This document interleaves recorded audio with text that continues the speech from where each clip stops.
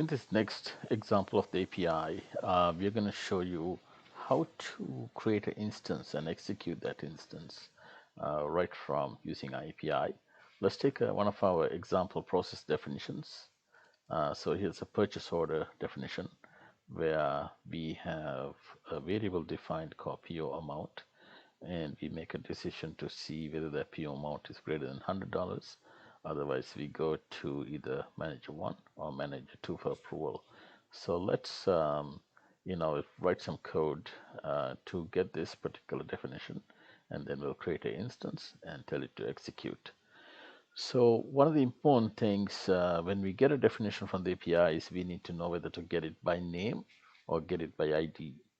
It's always better to get it by ID because you can go and rename the process definition and not worry about breaking the code. So as you can see right here on the definition ID is available here. So I'm going to go ahead and copy that, and or we can grab it later. Let's go to Visual Studio. I'm going to take my example project, and let's create copy this button and paste it. And so let's call this button create execute instance, and we'll call it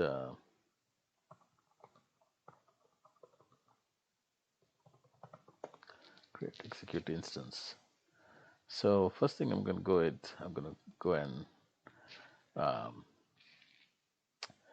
create an API here, the DE design, and in this case we'll make a little bit of change so that we don't have to get the connection string every single time. I'm just going to put the connection string in the constructor here, and also let me move this as a variable, private variable here,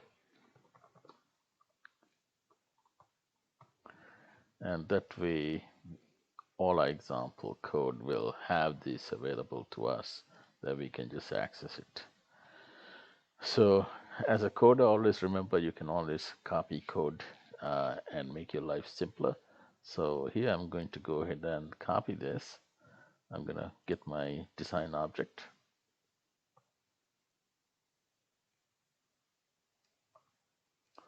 And the next thing we want to do is we want to get the process definition. So I'm going to say DE workflow definition and say ODEF equals ODesign dot get definition. And if you look, if you type in get definition, you will see it's asking for definition ID. Like I said before, you can also get the definition using the name also. We have a separate method for that called get definition using name.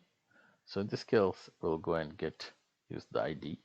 So I'm just going to go ahead and copy this ID.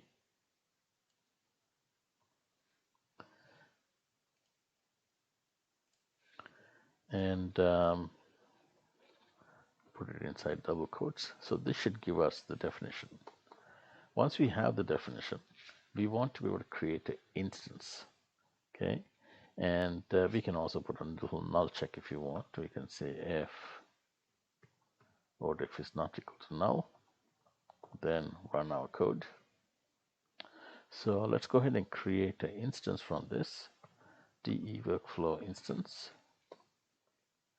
and we're going to call it O instance, and we'll say O definition create instance. Here we can give a name for the instance. We can also give blank if you want. You can also give an instance name and an instance ID. And let's just give blank. And what we'll do is it will automatically generate a name for it.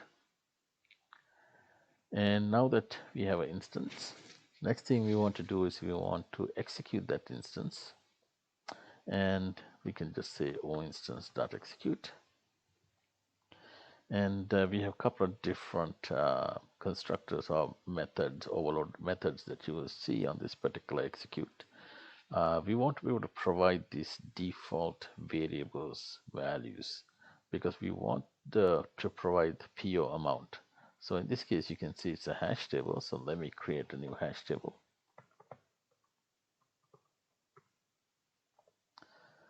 Let's call it OWASP. And our hash table is going to contain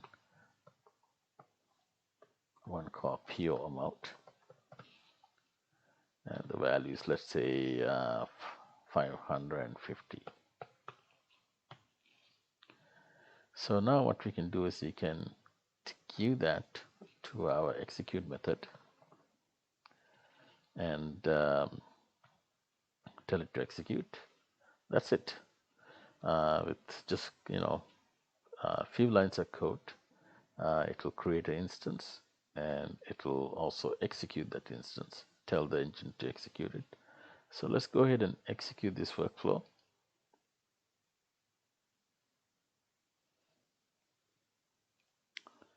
So at this point, we will connect to API using the D design object. We'll get the definition object. So you can see it returned the definition object. Here we can check for a null. Okay, since it's not equal to null, we're going to go ahead and create the instance object. The instance object got created. You can also check for null here also. And if you look, we have this particular instance. So the name of the instance is purchase order def dash the ID. And we can go to Flowrite also and check on that. We can go into the UI and we can go into run and go to process instances. You should see that we have purchase order def and it has a status of not started. So now let's go ahead and go back to our code. Here we are preparing our variable PO amount and we are going to tell execute. As soon as I hit execute, it's going to tell the engine to perform some work. With this particular method, I had to provide some extra parameters. So you can see I'm using the instance.execute where I'm passing variables. I have no globals to pass in, and then also a priority. And in this case, let's go ahead and step over this code. So at this point, you can see the instance name is purchase order, and it starts with purchase order def 189. And if we go to our instance list, we should see that. So here's the latest one. And if I go into the workflow, you can see the workflow has already executed. And we passed in 550, and 550 is greater than 100. So it went down the true path. We can also go into this and we can see what the variables are. So if you look at the PO amount, you can see the API passed in the value 550 and the workflow was able to execute and process. So this is how very easily you can build with a little bit of code, not even less than 10 lines of code, you can create a process instance and then execute it also. Thank you for watching the video.